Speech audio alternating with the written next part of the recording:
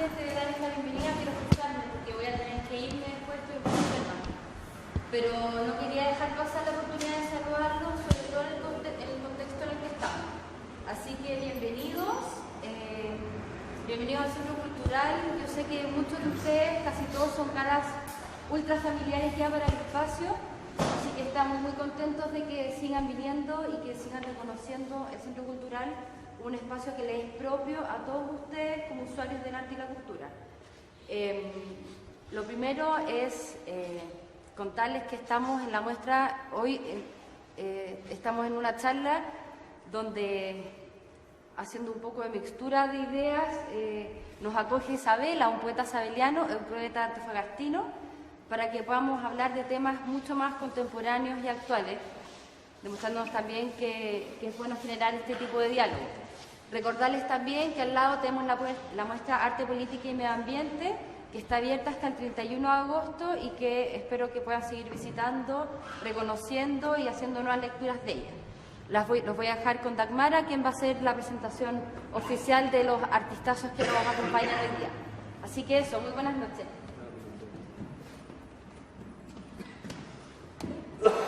Hola, buenas noches.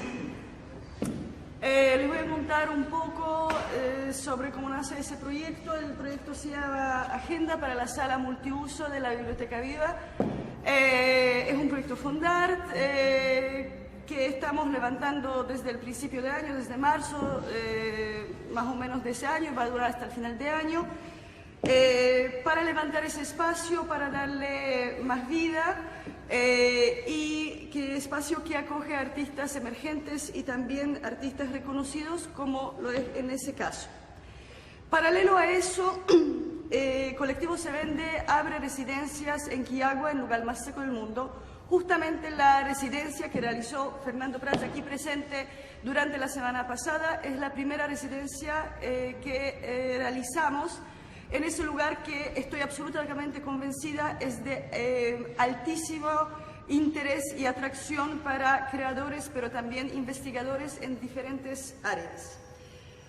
Junto con Fernando tenemos aquí a Justo Pastor Mellado, director del Parque Cultural de Valparaíso, crítico, teórico de arte, y la construcción, no sé cómo se va a desarrollar, porque ahí les entrego el espacio totalmente, pero la idea en general es que Justo nos cuente sobre la participación de Fernando en la última Bienal de Venecia con obra Gran Sur, y aquí algunas imágenes han visto recién. Y vamos del extremo frío al extremo calor y extremo seco al Quillagua, y ahí Fernando comparte con ustedes la experiencia que era los 6 días que pasamos en Quillagua durante la semana pasada. Adelante.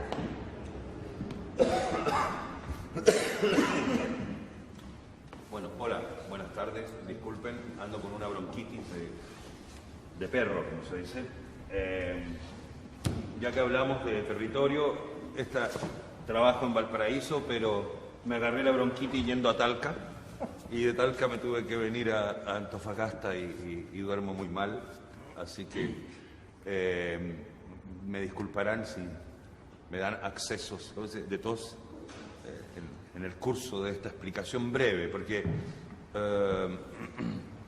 la dificultad que tengo respecto de Fernando Prats es que podríamos hablar horas, no sé por dónde partir, no sé si sea mi opción para hablar de Fernando sea la que a ustedes les convenga más, ¿ah? Pero no sé qué desearían saber, ¿ah?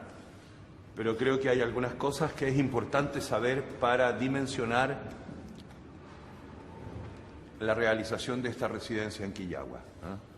Estamos en el 2012, fue posible la residencia en Quillagua. Esto tiene varias conexiones, ¿ah? Que ustedes tienen que saber. El hecho de pensar Quillagua como un lugar de trabajo procede de hace varios años atrás, en el marco de unas discusiones con Dagmara sobre, les diría que previo, hace como por lo menos 3 años atrás, ¿no? Previo a la Trienal de Chile. Ya estaba planteado el problema Quillagua, ¿no? como un problema de arte, ¿no? Es decir, cómo un lugar, cómo un territorio podía ser objeto de ocupación y preocupación formal. Junto a eso yo conocía la obra de Fernando Prats, que coincidía un poco con esas preocupaciones siempre, ¿ah? Y hace 3 años entonces yo pienso en qué está Fernando realizando su trabajo de estudio, ¿ah? En el territorio de Chile, y me encuentro con una grabación que él hace de una tronadura en Chuquicamata, ¿ah? En la misma época en que estamos conversando de Quillagua, ya él me envía un video de una tronadura. De hecho, hay videos que se pueden bajar de YouTube, ¿ah? Y que en general uno baja una tronadura en YouTube y lo primero que uno escucha es chucha, ¿ah? ¡Pah! Y una observación, ¿ah? De un camarógrafo amateur que echa a perder su propia grabación porque tiene que exclamar algo, porque no puede comprender cómo hay una dimensión ya no monumental, sino mega monumental de intervención del paisaje. Y yo guardé ese video y dije, bueno, qué interesante, ¿no? O sea, ya, qué interesante lo que está haciendo. Y luego venía del norte, te vuelve unos trabajos en Arica, arriba, en la frontera, después. Pero todo eso había estado precedido de unos trabajos que ya anticipaban el Gran Sur, ¿ah? Que era cómo había enterrado en la Antártida, en un viaje anterior a la Antártida, no me acuerdo exactamente en qué año, 2001. En el 2001, de un montón de utensilios, si ustedes quieren, que él había empleado en una performance, en un trabajo anterior en España. De manera que esta cuestión no es de ayer, es de anteayer y anteayer, ¿no? Y ese entierro, ese acto ritual de enterrar los utensilios propios de la horda, ¿ah? De su primer archivo personal de artista, provenía también de un acto anterior al 2000, porque el 2000 yo le invité a participar en la exposición del Museo de Bellas Artes que yo organicé y que se llamaba Historias de Transferencia y Densidad. Entonces era una exposición que reunía a los artistas chilenos más relevantes, a mi juicio, que habían trabajado entre 1973 y el 2000. Les hago un pequeño paréntesis. Cuando la gente conservadora piensa en hacer una exposición de un montón de artistas, ¿ah? Piensa en una visión panorámica y no tiene criterio de selección. En el caso del año 2000, imagínense ustedes, todo el mundo estaba muy preocupado de quién iba a escoger yo para los artistas entre 1973 y el 2000. Transición democrática entre medio, ¿ah? Ya no solamente el problema de quiénes habían sido más heroicos que otros durante la dictadura. Entonces, mi primera opción fue efectivamente armar un criterio que me permitiera realizar la selección de un grupo muy pequeño, lo cual evidentemente provocó el enojo, la indignación de muchos, ¿ah? Pero eso no fue un problema que a mí me hubiese preocupado. Fui absolutamente fiel a mi criterio de selección. Y el criterio de selección era uno solo, es decir, ¿cuáles son las obras que representan el mayor momento de densidad de un espacio plástico? Eso. Densidad, ¿ven? Estoy hablando de densidad de obras. Y el momento para mí de mayor densidad fueron los años 80. Y en función de ese momento de densidad, escogí a unos autores jóvenes que tenían que ver con los que yo pensaba, y esa era mi apuesta, que en función del diagrama de estas obras, de los momentos de mayor densidad, iban a tener una proyección. Y escogí a Fernando. Y no me equivoqué. les digo que cuando escogí a Fernando y no me equivoqué, no quiere decir tampoco que haya corrido yo un gran riesgo. No, debo confesar que no, en el fondo iba a la segura. El problema era cómo saber que uno podía ir a la segura. Es ahí donde uno se puede equivocar. Para mí era, en el año 99, era ir absolutamente a la segura. Por el tipo de trabajo que habíamos desarrollado en un momento anterior también al 2000. O sea, venimos trabajando desde el 98 probablemente, o el 96. ¿Ven? Entonces es un largo camino de obra. Entonces, al interior, en este transcurso de obra de Fernando Prats, hay momentos importantes, hay momentos más duros que otros, hay momentos de gran continuidad, otros de ruptura, otros... La obra de un artista es un torbellino. De repente hay 3 o 4 ejes que van funcionando en paralelo, de manera discontinua, también se van cruzando unos con otros. En fin. En este caso, para lo que vamos a ver ahora, creo que habría que remitirse a un trabajo que él hace y que está en un catálogo que me encontré, más viejo que... Porque el catálogo que habla de obras del 2001 al 2004, y se llama Del Cardener a la Antártida. Y ya en las obras del Cardener, lo que a mí me impresiona, o por lo menos lo que pienso que es importante para relevar hoy día, en la explicación que les quiero dar, es una obra en que, y Fernando me corregirá en términos de precisión de la obra, ¿no? En el lugar natal de San Ignacio de Loyola, él realiza una perforación minera, de la cual saca un testigo.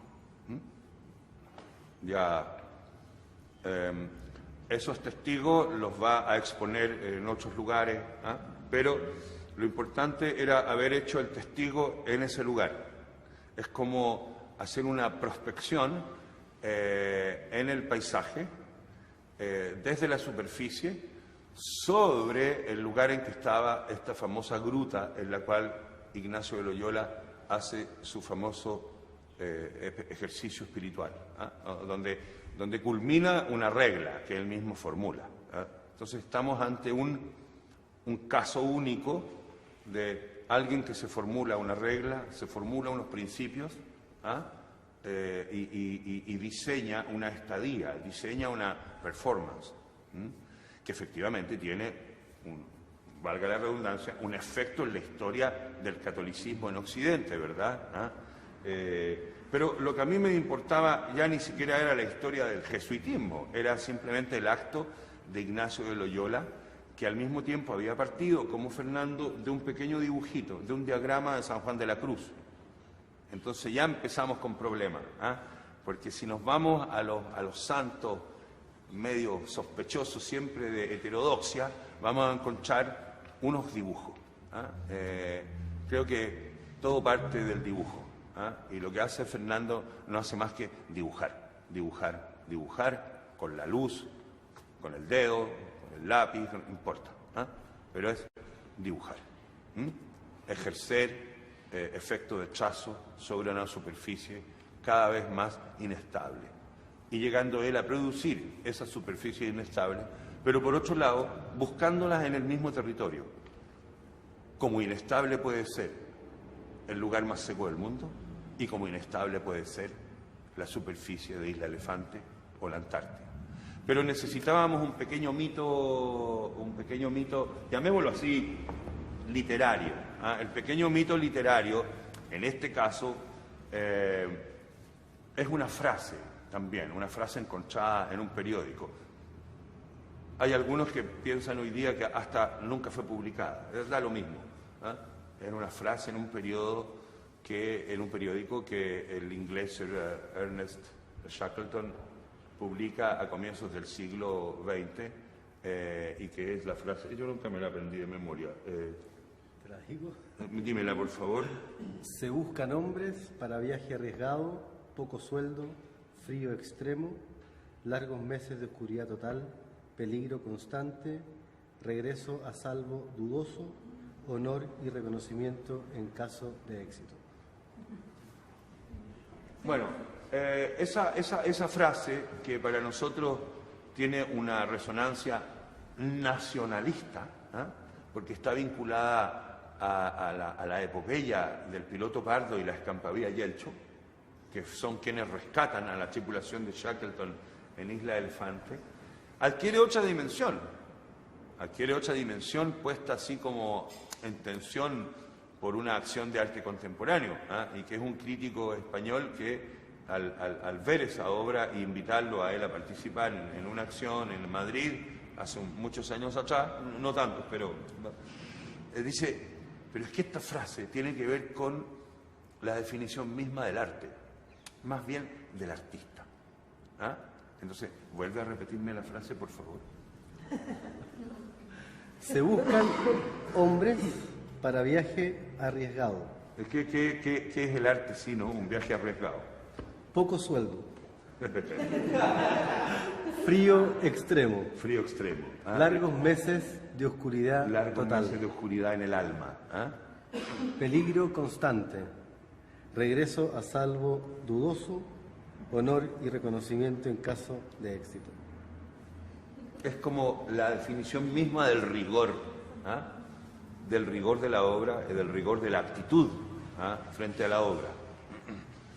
De modo que he sido testigo de cómo Fernando ha partido en una especie de obcecada empresa de materialización de esta frase, que esta frase se podría materializar de maneras diversas, mucho menos onerosas y mucho menos arriesgadas, ¿no? Esto ha tenido que ser siempre al límite y trabajando incluso en la literalidad de las cosas.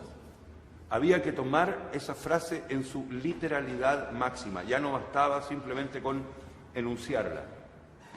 Literalidad máxima significaba, vamos a Isla de Elefante, ponemos la frase en neón, lo cual significa una fuente autogenerada, ¿vale? Lo cual significa una operación militar prácticamente de 9 horas de trabajo continuo, nada más que para el 24 vuelos de helicóptero, en un esfuerzo del escampavía Diel para estar en el lugar adecuado, que se abra. No.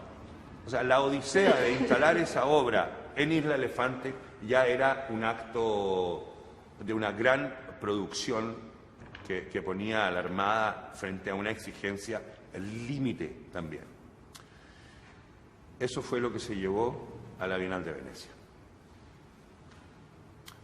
Una puesta en escena de ese esfuerzo de literalización que ponía en tensión la noción misma de territorio.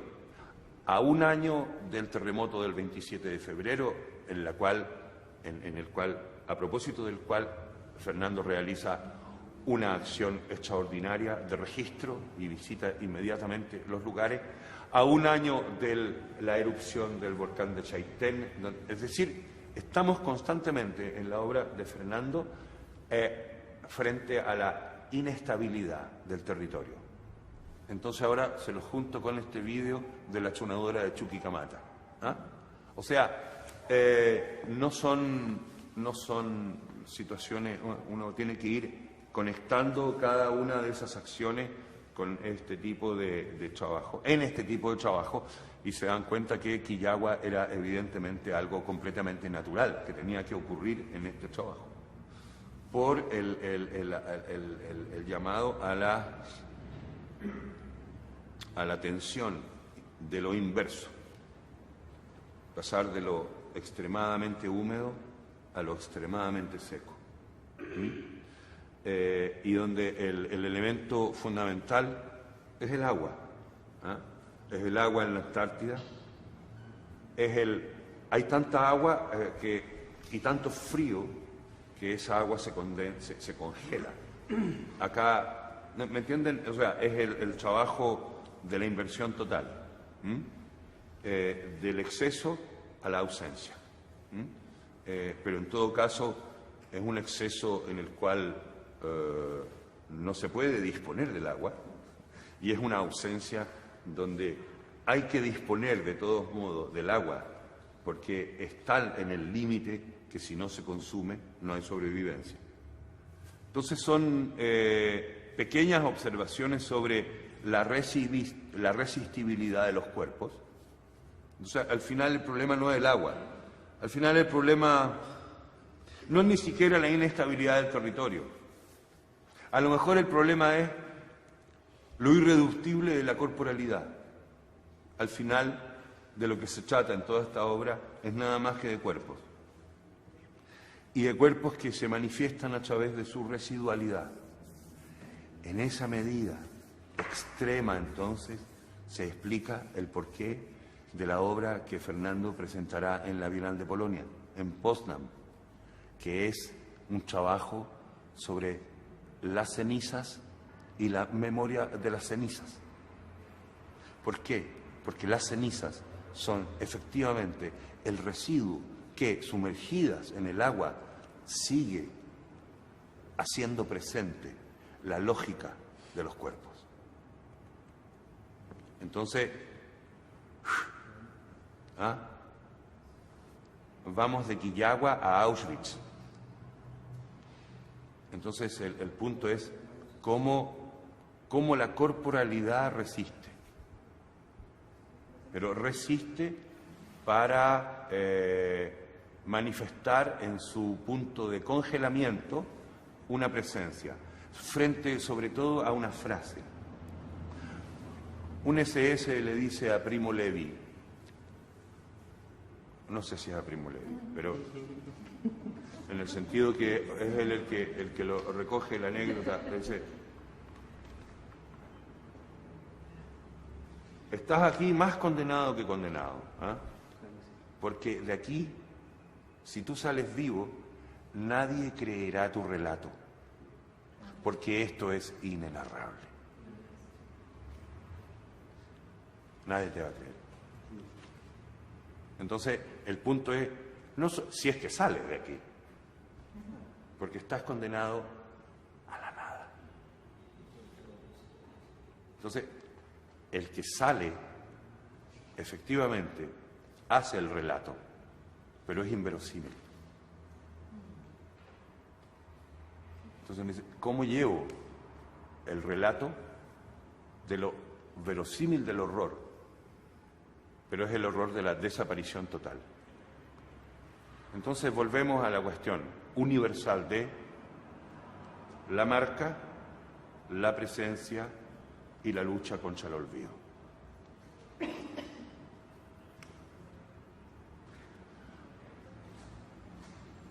Es eso. Vamos a mover algunas imágenes, porque entre medio pasan todos los relatos también a distintos niveles de nuestras marcas de infancia, que él no ha leído un relato de aventura. En el relato de aventuras, ya sea de Julio Verne o las aventuras de Arthur Gordon Pym de Nantucket, de Edgar Allan Poe, lo que hay es esta búsqueda de absoluto, lo que hay es esta especie de pasión austral, en cuyo abordaje en la ideología colonial del siglo XIX, los hielos presentan una especie de destino material sublime. Digo, ideología colonial decimonónica. Hoy día, con la gepeización del mundo, eso hay que hacerse de algún modo decimonónicos para comprender entonces el peso de la residualidad, esta densidad de la que les hablaba hace un momento. Para terminar, simplemente les digo que hace un par de años, estando en el Estrecho de Magallanes, en una residencia con artistas argentinos de Río Gallegos, en una casa de un chileno al borde del estrecho, junto a Río Seco donde está el embarcadero del que salió la Yelcho con el piloto Pardo a rescatar a Shackleton, a la tripulación de Shackleton, cuando regresa hay recepción magistral multitudinaria en Punta Arenas y Shackleton es invitado a comer a la casa donde nosotros estamos, que era una casa de un notable de la ciudad en el año 16, y en esa casa había un libro de visitas y hemos descubierto entre los cachivaches de la casa el libro de visitas con un autógrafo de Shackleton que recién apareció en un reportaje de Nat Geo porque nunca se había sabido que existía. En la casa de Enrique de Correa, ¿cómo se llama? Este que fue Premio Nacional de Literatura. No. Un escritor pinochetista de Punta Arenas.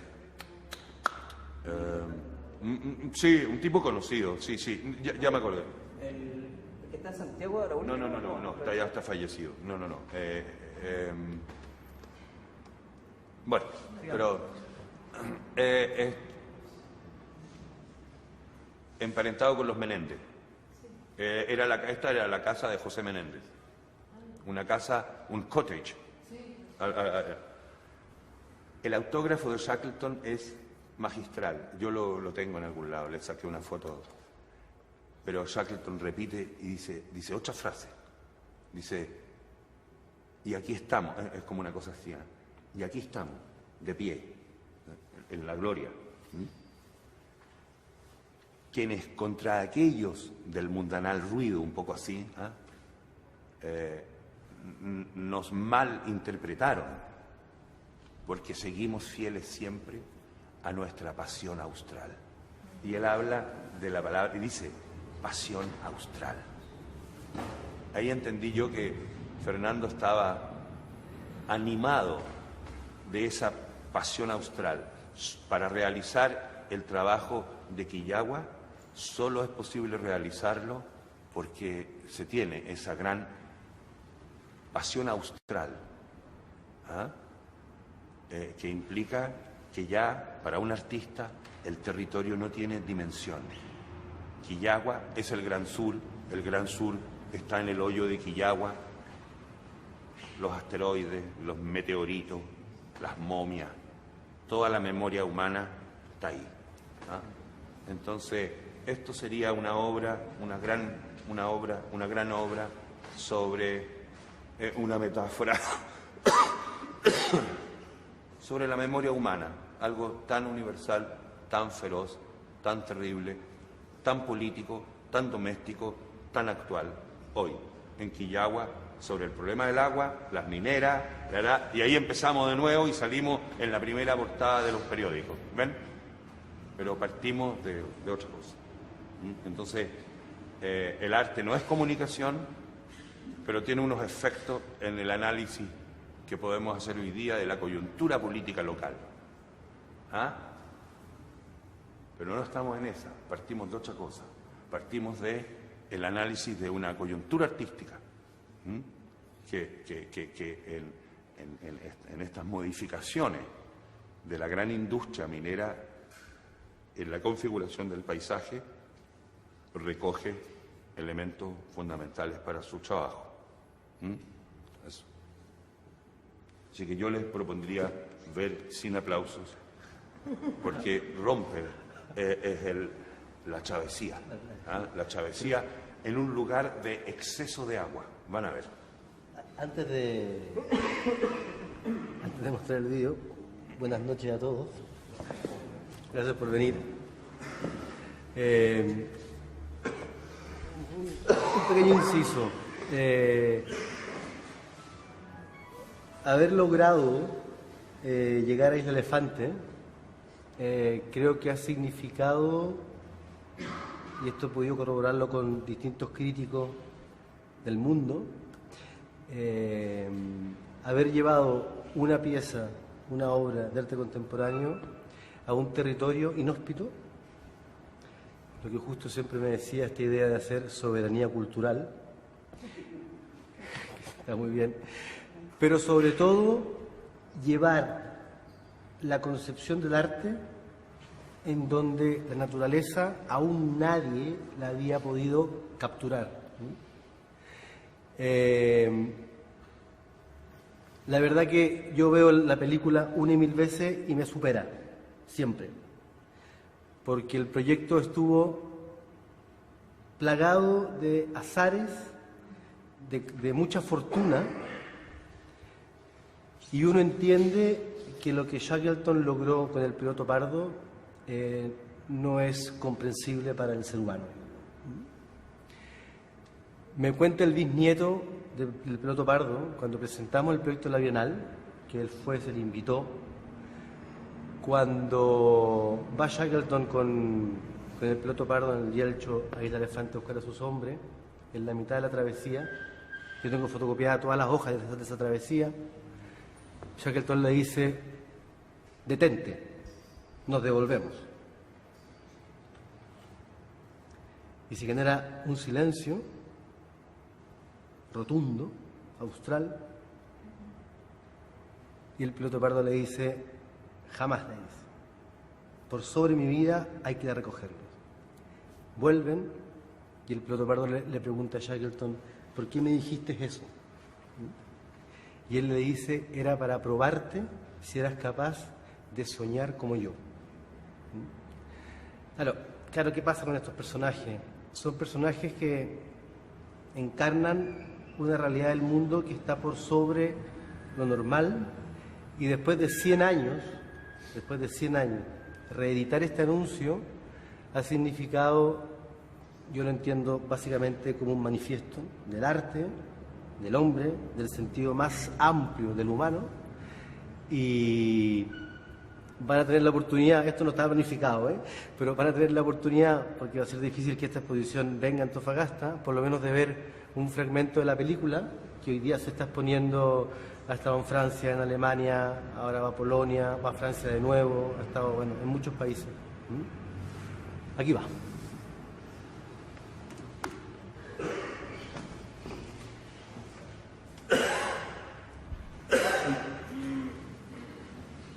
¿La luz se puede apagar, no?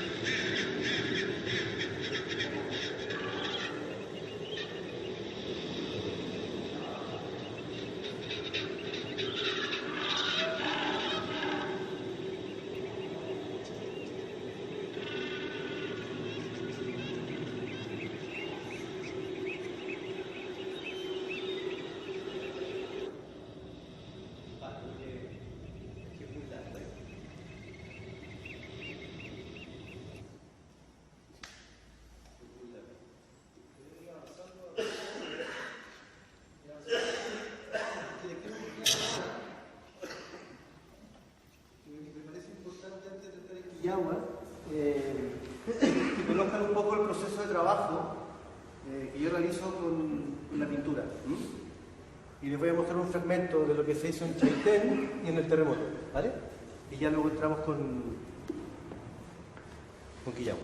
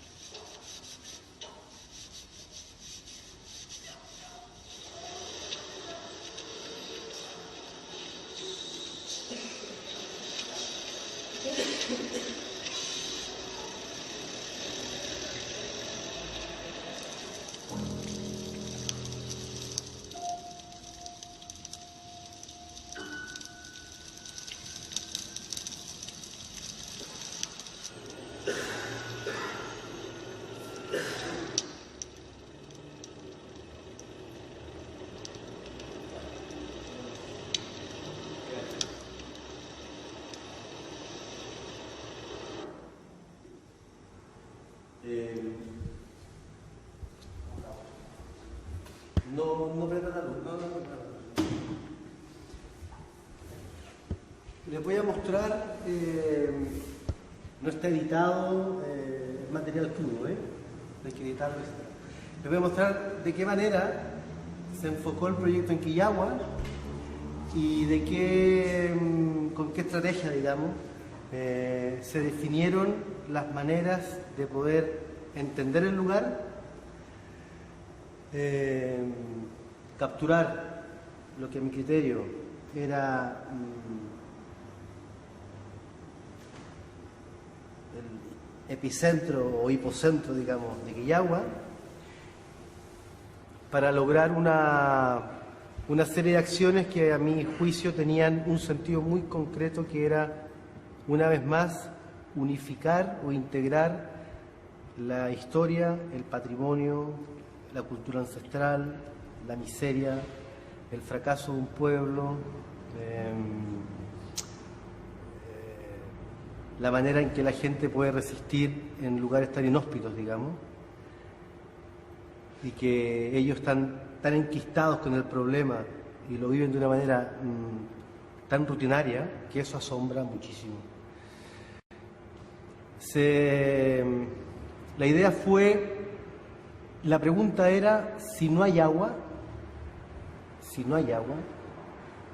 y si yo vengo del polo, en donde está el 70% de la reserva de agua dulce del planeta, ¿de qué manera yo puedo humedecer a esta gente? ¿De qué manera puedo hacer que las grietas de la piel, de las miradas, de su propia corporeidad, digamos, se puedan humedecer, se puedan mojar, y ojalá hacerlo de una forma intensa y desproporcionada? La fantasía mía de este proyecto era utópico y imposible, pero yo siempre lo explico. Yo quería traer un helicóptero y bañarlos, digamos. Esa era como mi imagen, ¿no? Pero claro, en el arte hay cosas que no son posibles, digamos, y esto no es posible. Entonces, una vez más, nos enfrentamos a la problemática de los recursos, de qué manera esos recursos se tienen que utilizar, y se tienen que utilizar siempre buscando conseguir una transformación, una ejecución que sea exacta, para que la obra pueda tener una permanencia y una resistencia en el tiempo, digamos. Se hicieron 3 ejes de trabajo. Primero hay que entender que el oasis de Quillagua es un hoyo. Dentro de este hoyo están los hoyos de los meteoritos. Dentro de los hoyos de estos meteoritos están los cementerios que están llenos de hoyos donde están enterradas todas las momias. Es decir, volvemos a las profundidades, volvemos a lo geológico, volvemos a la idea de buscar un orificio en el cual el origen de una comunidad se marca, ¿no? Las comunidades antiguas, las ancestrales, cuando llegaban los nómadas, se desplazaban de lugares a lugares, cuando determinaban que ahí iban a hacer su ciudad, su ágora, hacían un hoyo importante y enterraban algo sagrado. Y con ese gesto, ese lugar quedaba marcado, quedaba determinado, quedaba de alguna manera situado el origen y el fin que tenía habitar ese espacio. Lo que hablaba justo del Cardenal Antártida, y paso muy rápido, porque al final las cosas se van hilando, son estas líneas que se entrecruzan, ¿no? Es como el proceso de la sinapsis, ¿no? Están las células ahí moviéndose y de repente chocan, ¿no? Y se hace la sinapsis. En St. Peter Kolms, que fue en Alemania, donde expuse el proyecto de la Antártida, es una iglesia en donde se realiza arte contemporáneo en un espacio sacro. Yo diría que es la única iglesia en el mundo que ha hecho este ejercicio. Y es un ejercicio en el cual el diálogo es cuestionar si es posible hoy el arte sacro, ¿no? Y esta iglesia tiene un cuadro muy importante de Rubens, que es la crucifixión de Pedro. Y en esta crucifixión está el cuerpo de Pedro con toda la tensión muscular y con todos los verdugos apuntando hacia un hoyo, que es donde él va a acabar crucificado, ¿no? Entonces, una vez más, volvemos al agujero, ¿no? La portada que mostraba justo el libro es un agujero que yo hice en la Antártida en el 2001, en el glaciar Collins, con una obsesión que era enterrar toda mi obra en un lugar originario, en un espacio en donde todos los referentes políticos, religiosos, culturales, personales, desaparecieran. Y que la obra estuviera congelada en ese espacio, lo que Sisudera Ueda llama la región salvaje, el vallo, ¿no? El vacío absoluto, en donde todas tus referentes desaparecen. Y yo creo que el arte y un autor tiene que tocar esos instantes, digamos. Son instantes muy cortos, pero son bastante eternos en la memoria de uno. Y son el lugar donde uno siempre vuelve. Ese es como el origen, ¿no? El hielo, para mí es el hielo, lo congelado, el frío, en donde no hay referencias más que tu propia conciencia de trabajo. Lo primero que se hizo fue... Aquí hay un grito... Ya. Sí. Un momento. Aquí lo que se hizo fue lo siguiente. Intervenimos el cráter, el meteorito, el agujero más grande que hay, con la idea de construir una línea de tiempo seleccionando a dos personas de Quillagua, al niño de menor edad y al adulto de una edad bastante avanzada. La idea era jugar con el diámetro del cráneo. La idea era marcar estas dos circunferencias, ¿no? Y que estas personas, por dos ejes distintos, no sé si se alcanzan a ver, que aquí está, ahí se ve uno y está el otro, ¿vale? Se encontraran en el epicentro de este meteorito y simplemente escribieran su nombre sobre uno. De esa manera, la línea de tiempo de Quillagua estaba capturada en dos vidas, digamos. Esta fue la primera acción que se hizo. Iban caminando, llegan abajo, marcan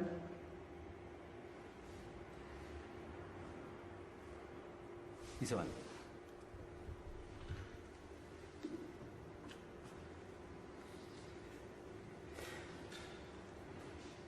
La segunda acción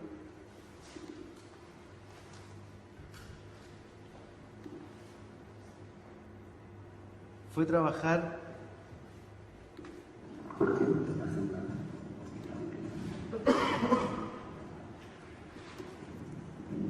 fue visitar las tumbas del cementerio de los Gentiles y créanme que esto fue complejo entenderlo,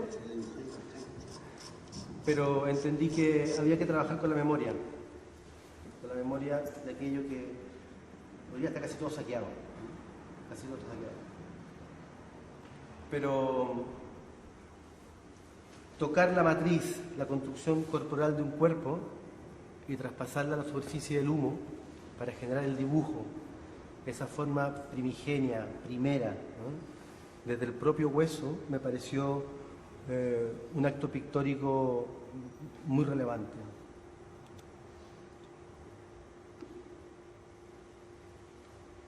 A ver, aquí estoy un poco perdido.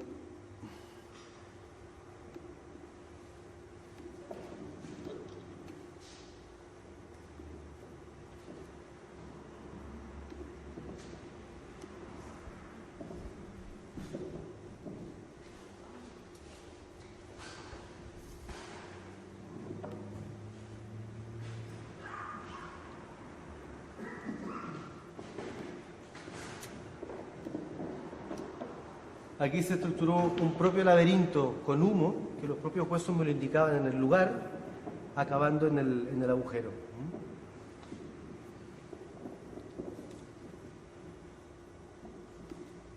Y luego,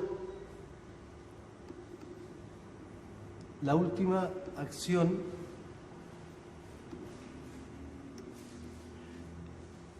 esta me pareció muy relevante, era cómo utilizaba el agua contaminada de Quillagua y involucraba a sus habitantes y dejándolos como referente en esto que le hablaba de la humedad, de tocar esa corporeidad de ellos, ¿no? Yo para trabajar con el humo necesito luego fijar el humo. Si el humo no se fija, desaparece. Entonces tengo una fuente, la dimensión depende del tamaño que ocupe de papel, en donde yo introduzco un líquido y donde paso el papel y se fija. Esto forma parte del proceso de mi pintura. Entonces lo que hice fue, por primera vez, utilizar el soporte del vídeo y la fotografía como fijador. Y que en esa propia fuente el líquido no fuera con el que yo fijo mi obra, sino fuera el agua de Quillagua. Y le pedimos alrededor de unas 20 personas que nos dieran la oportunidad de poder registrarlos en un reflejo, ellos mirando su propia necesidad. Y aquí hay un ejemplo de esto.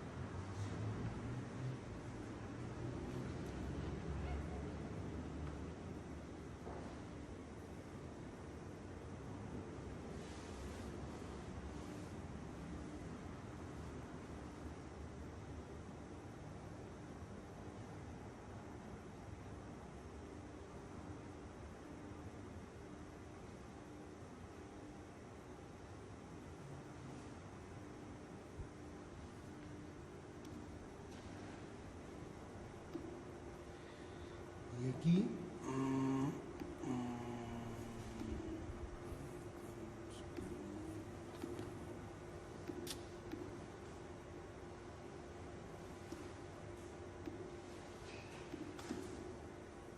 hay un pequeño resumen. Bueno, justo hablaba de un tema de unos mapas. Yo trabajo mucho con los mapas. El mapa que la realidad del globo me presenta es la de él, y luego sobre esa realidad yo construyo la mía. Y me parecía importante mostrarle estas dos piezas. Una es el mapa que fue a la Bienal de Venecia, es el mapa que está en el libro de la Bienal de Venecia, es la imagen que nos representó a nivel editorial, digamos, de la Bienal. Me parecía importante, cuando me pidieron una imagen para el libro, mandar un dibujo en humo. Y al lado está un fotomontaje, una vista de Google que saqué de Quillagua. Está ahumado este mapa, y en Barcelona, cuando lo estaba ahumando, se puso a llover. Y como el humo lo captura todo, me pareció de una coherencia marcarlo con el agua de Barcelona, ¿no? De aquí nació el proyecto de Quillagua, con esa imagen, con ese mapa, digamos. Todo lo que uno puede investigar a través de Internet, Google, etcétera, siempre es algo parcial. Y esta relación de estos dos mapas me parece relevante para el proyecto, porque cuando Cristian y Dagmara me llamaron y me propusieron esta idea, que aquí aprovecho públicamente de darles las gracias a los dos, me pareció relevante el que un creador y un productor pudieran entender mi trabajo y verme en Quillagua. Yo creo que Es un acto de generosidad muy importante y sobre todo que otros tengan la percepción de tu obra y puedan proyectarla o imaginarla, me parece bueno, muy bueno. Y aquí hay una serie de fotografías de lo que ya hemos visto, las momias.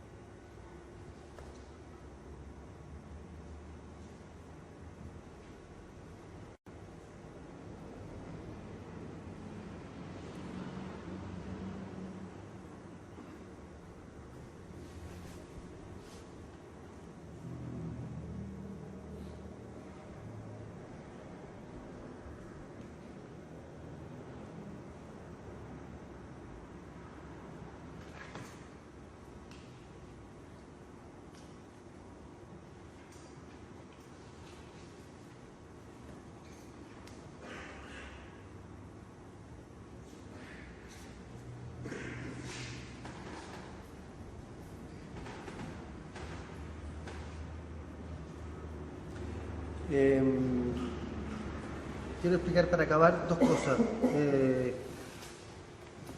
La residencia tenía como objetivo invitar a dos alumnos de las cápsulas que la Aymara trabaja. Fueron dos periodistas que están interesados y trabajan con el arte, es Pamela y Francisco. Y créanme que fue un trabajo y un diálogo muy importante porque siempre es bueno escuchar al que quiere entrar dentro del panorama del arte, porque tiene una frescura y tiene una inocencia en sus reflexiones que son muy importantes escucharlas. No están contaminados, digamos, ¿no? Y creo que tanto la colaboración y la ayuda que ellos prestaron fue muy, muy importante para este proyecto. La paciencia de Cristian de producirlo, porque le toqué las narices con 30.000 historias, que las maderitas, que el no sé qué, que la cajita de humo, que la pileta, que el no sé cuánto, y todo funcionó muy bien. Yo estoy de verdad muy, muy, muy, muy contento. Ojalá las autoridades pertinentes, no sé quiénes son, porque no controlo mucho este tema, se tomen en serio esta idea de utilizar a Quillagua como un referente de exposición. No hay que hacer en Quillagua ningún centro cultural, no hay que hacer en Quillagua ningún museo, no hay que hacer en Quillagua nada. Quillagua ya es un espacio de reflexión. Quillagua ya es un territorio para el arte contemporáneo. Y creo que a nivel internacional sería un lugar muy emblemático para poder vender como plataforma de trabajo a diferentes escalas y niveles. Eso.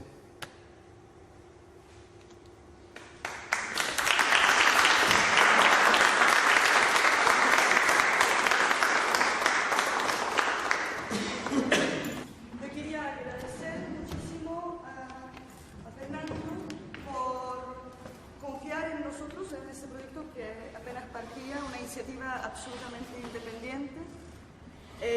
A Justo, que a pesar del estado de salud que no le acompaña, nos acompaña hoy aquí, a la estación Antofagasta, el Centro Cultural que acogió esa conferencia, y bueno, a todos ustedes que están aquí presentes, con cuales pudimos compartir esa experiencia de hoy. Gracias.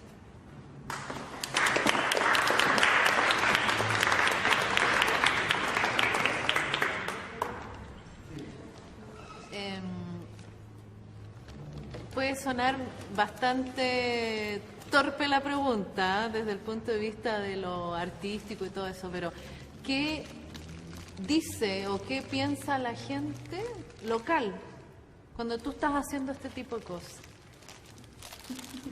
Porque A ver, ¿viste cuando pasa la carreta, ¿no es cierto? Los tipos te miran y tú estás pegando unos papelitos en unas tejas. Bueno, yo lo puedo decir con frases que me han dicho ellos, digamos. Para el terremoto pensaban que era un geólogo, que estaba haciendo unos estudios de las grietas del terremoto, digamos. Lo cual era cierto. Bueno, a nivel formal sí, pero a nivel técnico no. En Chaitén no entendían. O sea, no. Primero no entendían para qué vienes a esto, digamos. Esto es horrible. En Auschwitz, el taxista que me llevaba me decía, tú estás crazy. Pero crazy, o sea, loco. En Quillagua pasa mucho, y esto en Chile pasa mucho, hay como un grado de desconfianza.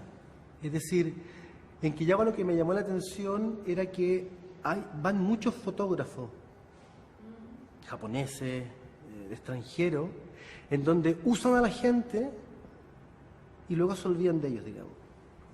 Y ellos ya están molestos, o sea, ya no creen en nadie que va al lugar a hacer algo pensando en ellos, digamos, sino que se dan cuenta que es el egoísmo del ego del creador que quiere absorber aquello y irse, ¿no?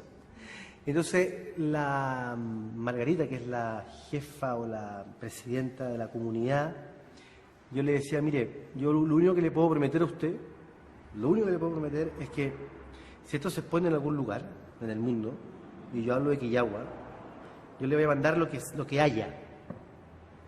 Y lo que le puedo prometer ahora es que déjeme ver el material y mandarle una foto para que usted la tenga. Entonces ella me dice, es que nosotros lo que queremos es eso, queremos hacer una historia visual de lo que ha pasado en Quillagua. Claro, y la tía tenía razón.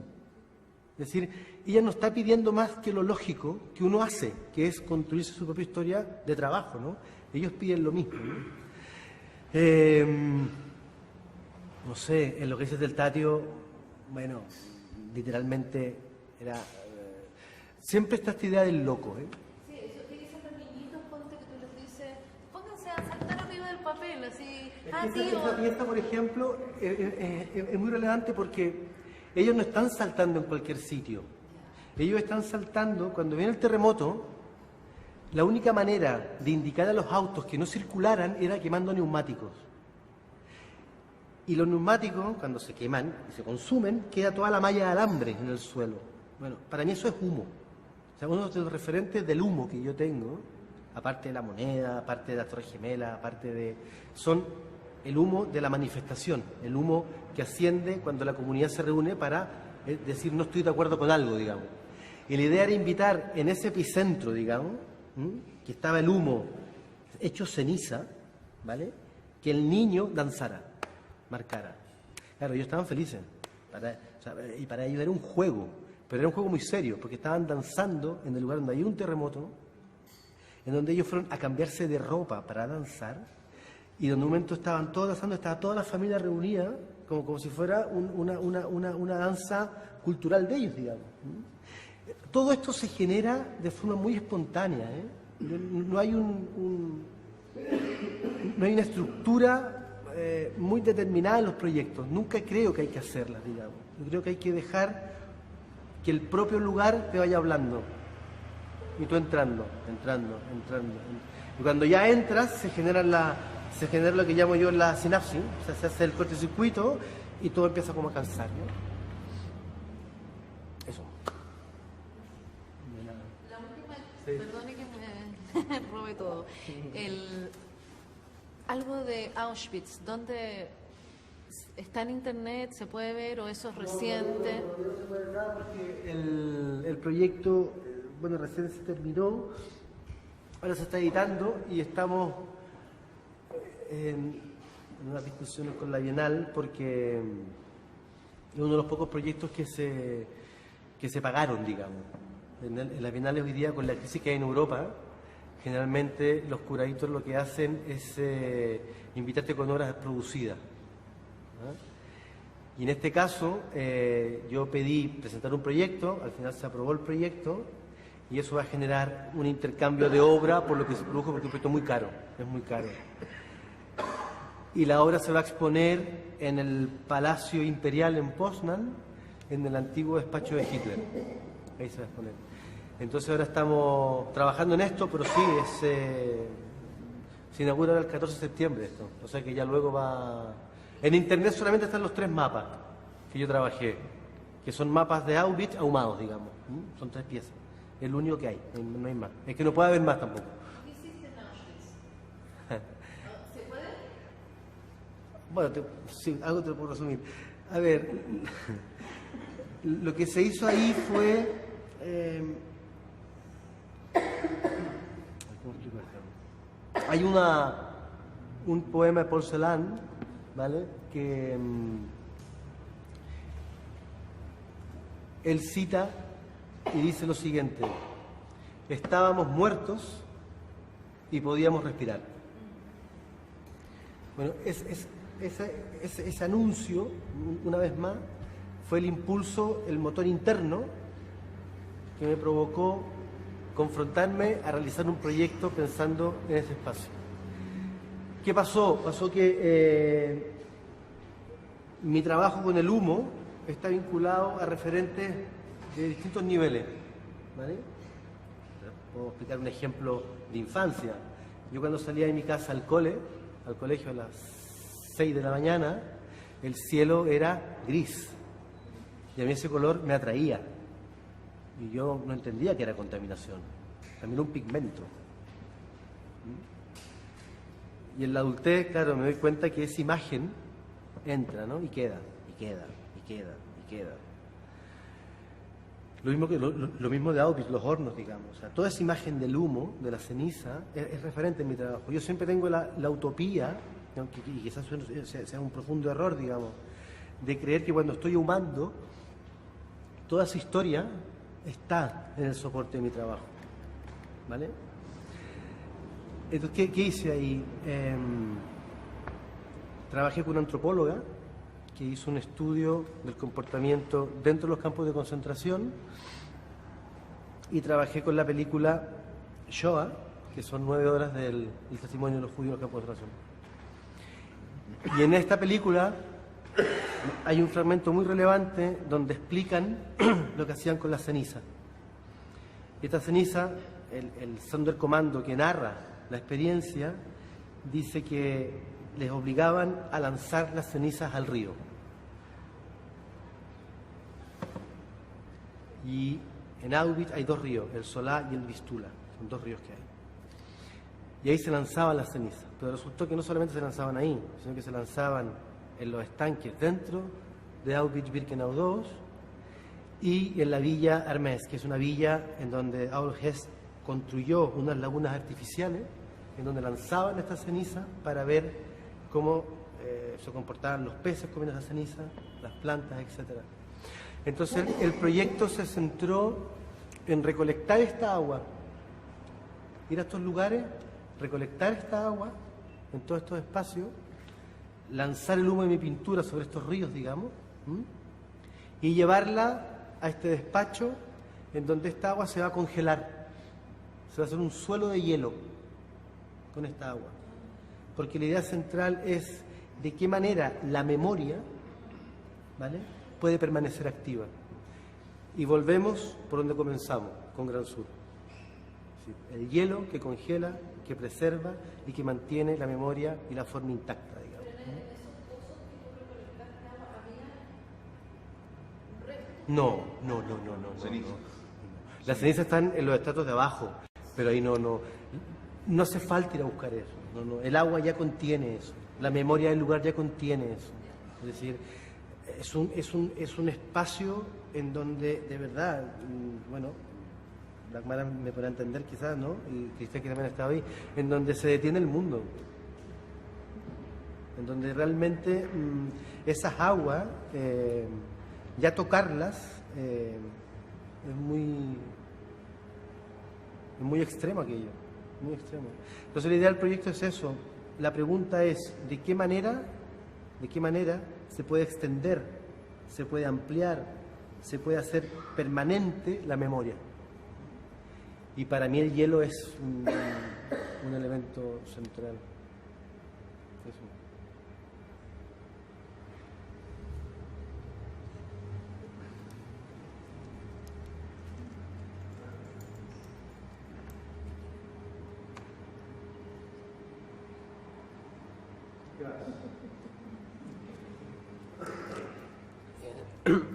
Tú como artista y como has trabajado con estas personas y fuiste y los conociste, conociste su nombre, su historia, ya te diste cuenta que como de un sector súper popular, ¿no? Tú puedes extraer arte, extraer su historia y mostrarlo en otras partes. ¿Por qué crees que instancias como esta no concurren esas personas, no concurre la gente que vive en el cerro, en la periferia? Si aún así esta es la misma historia, lo que les pasa a ellos le podría estar pasando a las personas en los cerros, a las personas en los campamentos. ¿Por qué el arte contemporáneo no ha logrado captar a esas personas? Tú que conoces su historia, de cierta manera. ¿Por qué tú presentas esto a... no sé, pues, y no es porque tú lo hagas así, sino que cuando tú presentas esto en otro país o lo presentas aquí mismo, ¿por qué tú crees que estas personas no llegan, no le hace sentido, no descifran los códigos de tu obra? Yo no sé si ellos descifran el código de mi obra, no lo sé, porque si entiendo tu pregunta, digamos, es la obra o es el soporte, ¿vale?, que de alguna manera forma parte de una biografía específica y un instante de ellos, digamos. Si tú me preguntas por qué esta gente no viene a ver la exposición... ¿En cualquier instancia? Porque, por ejemplo, porque obviamente no vienen por temas porque no van a poder estar acá presentes hoy las personas de ahí, ¿no? Pero ¿por qué el arte contemporáneo y en general, o el arte, no ha podido captar a este sector poblacional que no conoce quizás quién es Picasso, ni Mata, ni tú? ¿Por qué este sector no se presenta muchas veces en instancias como esta? Si aún así en ellos está presente la manifestación artística, ¿no?, que tú pudiste rescatar en su esencia. No entiendo mucho la pregunta, pero yo creo que saben quién es Mata y quién es Picasso, Yo creo que los desplazamientos del arte contemporáneo durante décadas han trabajado con estos fragmentos de la sociedad. Vamos, Chile muchísimo. Yo creo que no... No, pero la pregunta va a que, ¿por qué aquellas poblaciones en las cuales uno va y recoge ciertos indicios no están presentes en el... bueno, porque están excluidas, pues. Bueno, pero es que la exclusión viene dada por los espacios, digamos. No, pero es que no solamente por el espacio, es que el principio de existencia del arte es la exclusión. No, dije exclusión. ¿Por qué elitismo? ¿Por qué hablan ustedes de elitismo? Es que tu pregunta es completamente reaccionaria en ese sentido, porque en el fondo... Y tu observación es totalmente populista, en el sentido siguiente. Claro, totalmente populista. Bueno, no es grave, pero es populista y tú eres totalmente conservador. Porque en el fondo dice, ¿y por qué el arte contemporáneo no se ocupa? ¿Alguna vez el arte se ocupó? Gran conquista, entre comillas, es cuando uno dice, oye, las clases subalternas pasan a ser sujetos de la historia. ¿Por qué? Porque un pintor realista a mediados del siglo XIX las retrata. Por ejemplo, en el famoso cuadro de Da Volpedo, ¿cómo se llama? El cuarto poder. La clase obrera. Nunca la clase obrera fue sujeto de la historia de la pintura, porque si uno ve la pintura de Delacroix, La libertad guiando al pueblo, que no se llamaba La libertad guiando al pueblo, no es la clase obrera la que está ahí. Está la pequeña burguesía urbana y los aliados, en fin, la pequeña burguesía urbana y artesanos. No había obreros, por decir, un chiste. De manera que es un problema de la historia de la representación en si los subalternos están presentes o no están presentes. Ya ese es un principio de exclusión básica. Ahora, hay un equívoco, en que se espera que el arte contemporáneo o se espera que cierto arte refleje la vida de las comunidades. Bueno, pero el arte no está para reflejar la vida de ninguna comunidad. Eso es un asunto chamánico, por un lado, o es un asunto interesantísimo, pero que corresponde a otras prácticas. Etnográfico. Por ejemplo. Ahora, ya que hablaste y me acordé que habías dicho elitismo, la cuestión del elitismo... Los espacios donde circula el arte es el espacio elitista. No. ¿Dónde está la galería y cosas así? No, porque en el fondo... La galería de las poblaciones, en ese claro, pero no... O las poblaciones son una galería en sí. No, porque ahí ahí vaya a otro lado, pero en el fondo...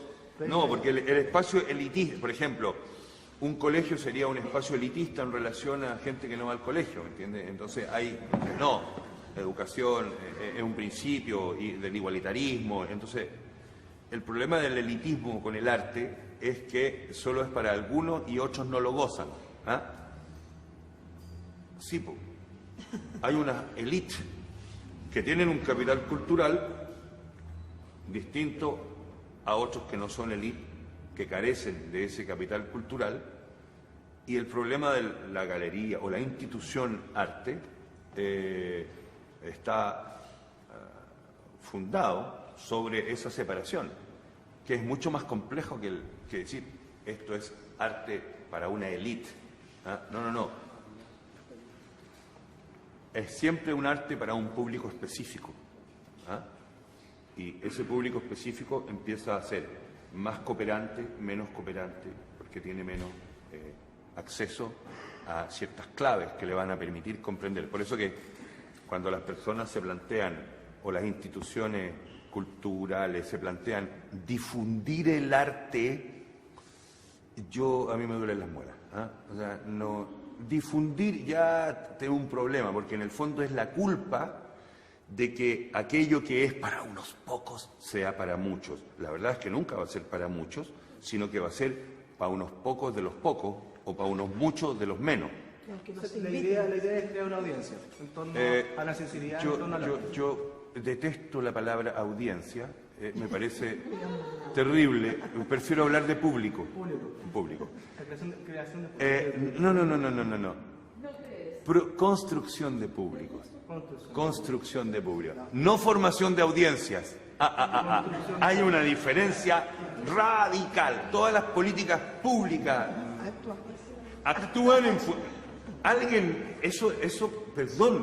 Eso proviene de la mala lectura de sociología americana barata que habla de formación de audiencias, y eso lo trasladan unos tipos que armaron la política concertacionista de cultura. Y nuestro objetivo es la formación de audiencia, y si no cumplimos con ciertos objetivos de formación de audiencia, no validamos ciertos fondos para ciertas experiencias, con lo cual en el fondo te están inventando sistemas de censura blanda. Censura blanda. Censura blanda a través de justifícame que esto tiene impacto social. Querido, el arte no se fundamenta por el impacto social. Alguien me diría, soy elitista. No, perdona, no es.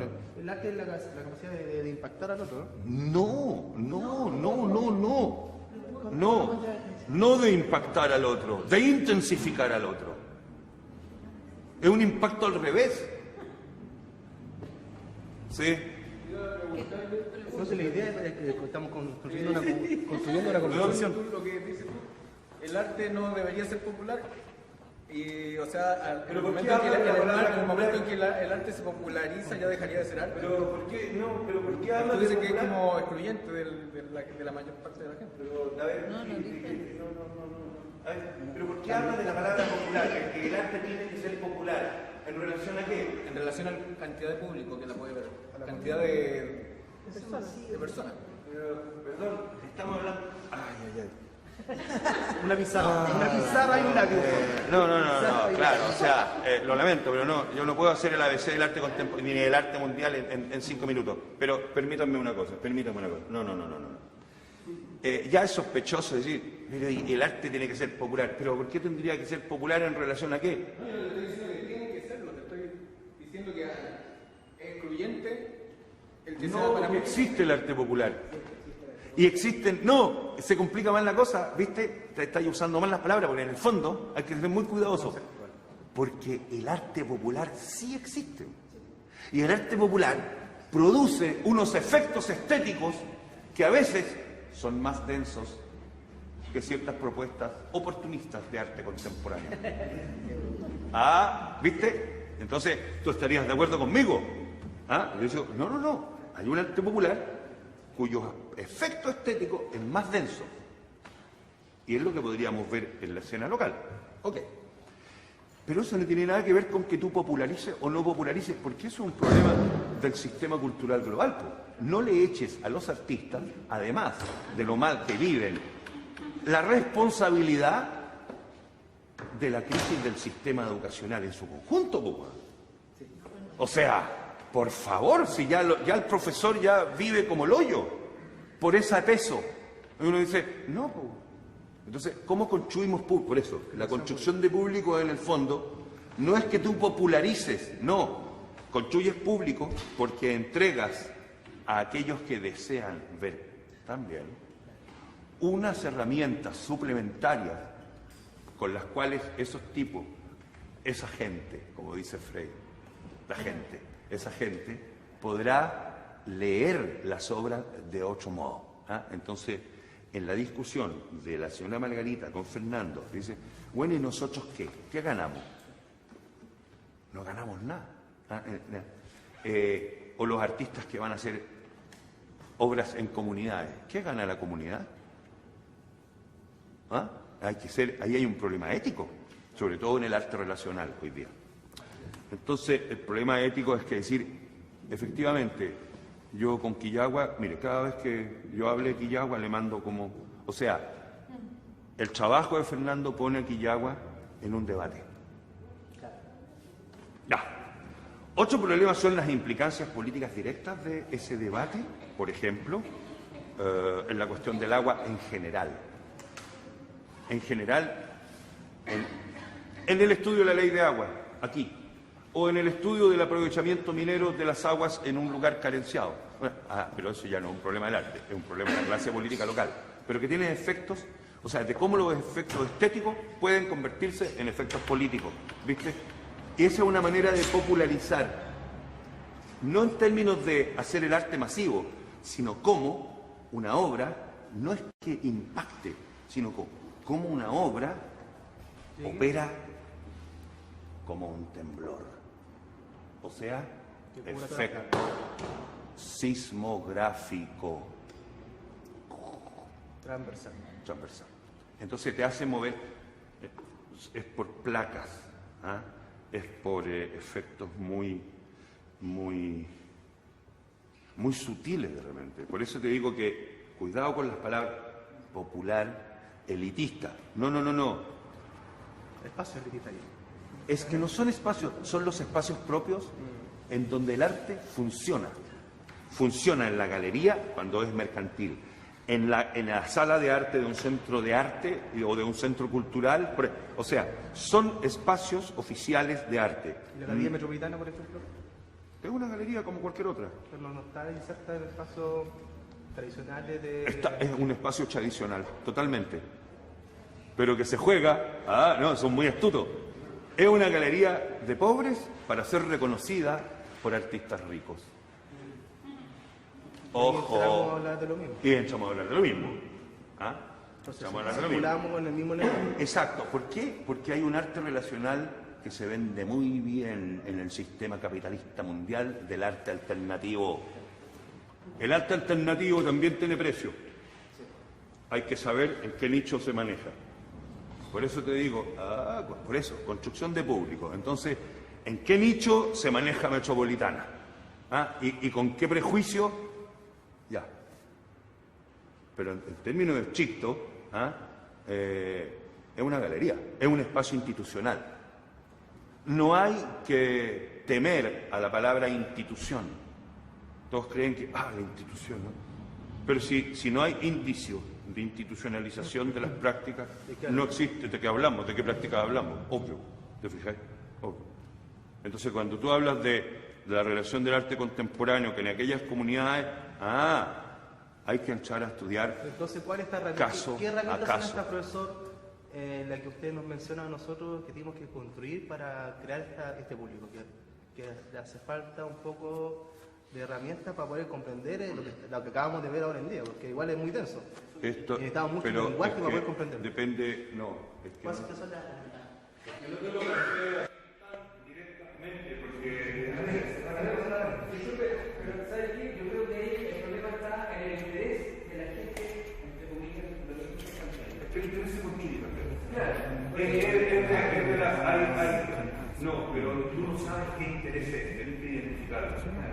Tú nunca vas a tener las herramientas adecuadas. Tú dices, esto no es así, no es como un manual. Si tú eres artista, ¿sabes cuál va a ser la clave? La construcción de obra.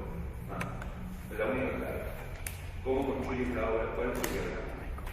Si hablamos de Fernando, de la obra, vamos a ver que hay un diagrama, hay una densidad, hay un montón, o sea, está la historia universal entera aquí hecha. Fíjate que te hablaba de Rubens, te hablaba del cuadro de Rubens con San Pedro de la cabeza para abajo, al hoyo, el hoyo. Pero uno dice, oye, el hoyo del cuadro de Rubens, bueno, podría decir. Un hoyo en pintura nunca es un hoyo.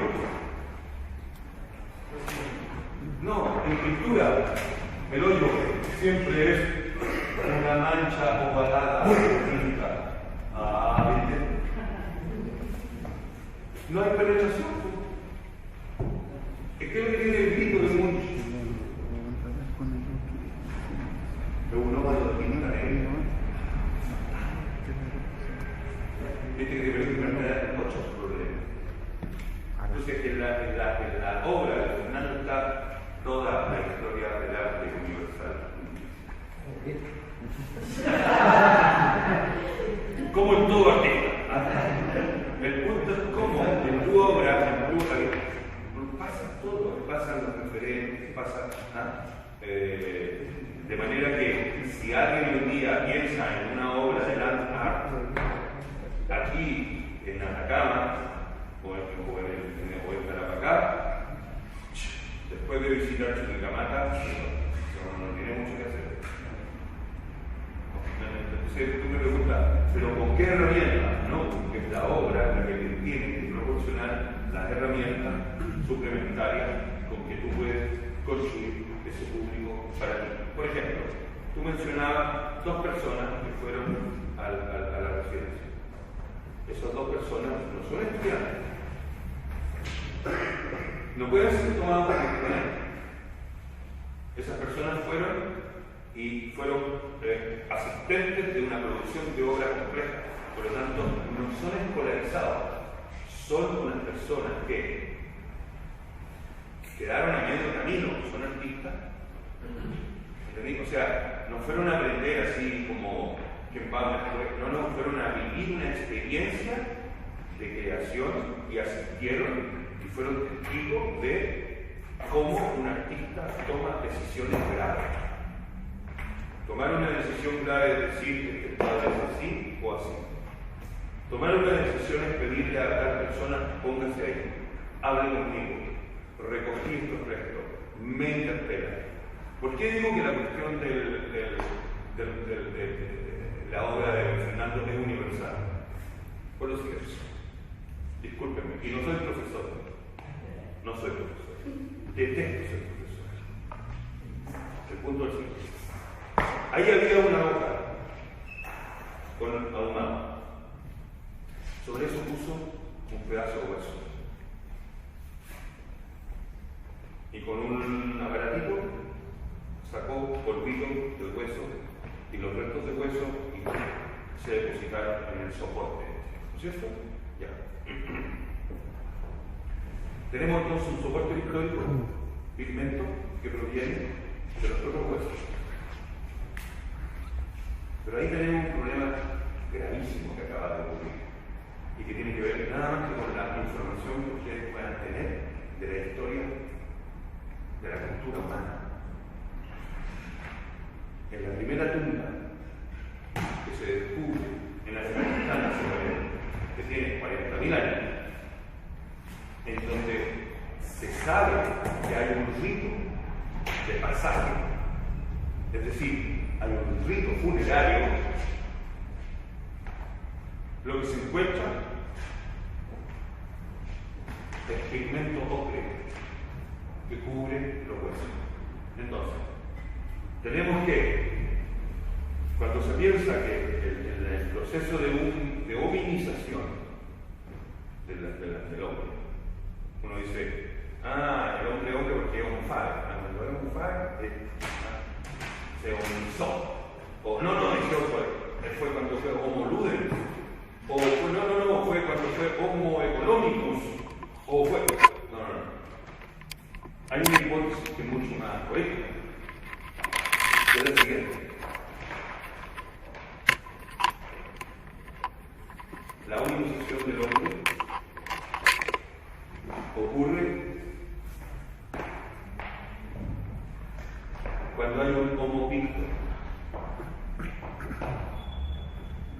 y hay homo pictor porque hay homo denens. Un tipo pictor con pigmento ocre, lo cual significa haber desenterrado el cuerpo, haber separado la carne pútrida de lo estable del hueso, para volver a aplicar sobre el hueso un acto cubriente. ¿Para qué? Para conjugar nuestra angustia ante la muerte. Por lo tanto, en el proceso de hominización, la pintura es fundamental. El hombre es hombre porque es pictor, y es pictor porque es débil. ¿Y por qué es débil? Porque no soporta el dolor de la desaparición. Entonces, no lo soporta, lo puede comprender, pero el dolor. Y necesito marcar el dolor por un acto histórico. Eso cuando digo, esta obra es universal, la pintura de Fernando, al entrar en relación con una situación análoga a Quillagua, que Quillagua es la máxima contemporaneidad, nos remite finalmente a la memoria en el arte de la tumba romana, que te pone en relación pintura y sepultura. Todas esas momias son momias que han experimentado una intervención. ¿Y cuál es la intervención? Pictórica, balsámica, de pigmentos y especias y materialidades que tienen que ver con una cosmética funeraria. Ya es demasiado. Eso ya es demasiado. Pero eso es la cultura humana que estamos obligados a saber y a interpretar. Entonces, el problema es, esas son las herramientas. Pero si yo no lo puedo poner en un currículum, en un programa de curso, de unos estudiantes flojos, o sea, los estudiantes son flojos. Entonces, no, tenéis que, es la obra la que te tiene que ir conectando, haciendo el juego. Entonces, ahí yo te digo, no hay que usar tanto. Eso es lo que hace popular una obra. ¿Sabe lo que hace popular la obra? En ese sentido, es la facultad de conectar en tantas capas como sea posible. Porque aquí no hay 5 patas, hay 18 patas. Entonces, no cometan el error de pensar, pero eso no es lo que pasó el Cristo, si da lo mismo lo que haya pensado. Lo que importa es todo lo que la obra del artista te da a pensar aquí. Esa es la construcción del mundo. Esa es la popularización del diagrama. Es decir, ¿qué te permite el diagrama de la obra conectar? Claro. Y al final uno dice, chuta, el agua, la ceniza. Al final es una historia. No, mira, esto es una historia de ceniza. Ya con eso. Claro.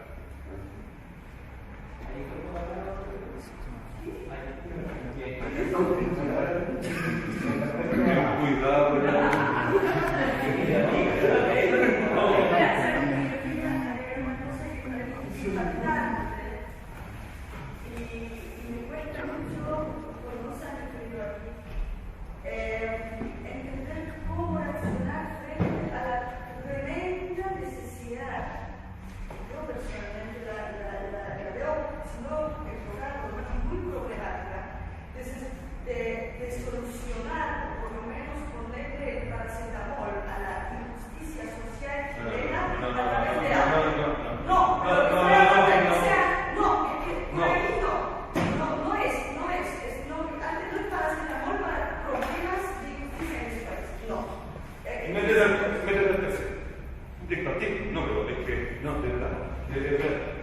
Por el arte no lo voy a conseguir. Ahora, el PPD a lo mejor no lo voy a aplicar, métete al PPD. O no sé, entonces tú me vas a decir, pero es que no funciona. Viste, ahí hay un problema grave, mucho más grave que el arte contemporáneo. Porque ya sabes, entonces, claro, no es para eso el arte finalmente es nuestro último refugio, porque sí. O sea, nuestra primera línea de enfrentamiento con la amenaza. O sea, la importancia como la piel. La piel es la primera línea de defensa del suelo. Sería como un enfrentarse primero con una a otra, para luego desde ese punto de vista, cuando ya lo he enfrentado, lo he superado, poder hacerlo y poder ser dentro de todas las conjuntas que se lo tenemos. Ten cuidado cuando dices uno mismo, porque uno mismo es el primero que se engaña. En el fondo, tu cultura material. ¿Cuál es tu cultura, chico? ¿Cuál es tu cultura? Me falta, tengo que buscar. O sea, yo espero haberle aportado hoy día algo más al mito sobre pintura y sepultura. Pintura y sepultura. Eso es lo más importante. Eso es pintura y sepultura. Ustedes tienen que ver que es el arte contemporáneo, de otra manera, la momia. Porque la momia es una cultura, dice, pero sí, pero chilhuaqueo y, o sea, entonces el punto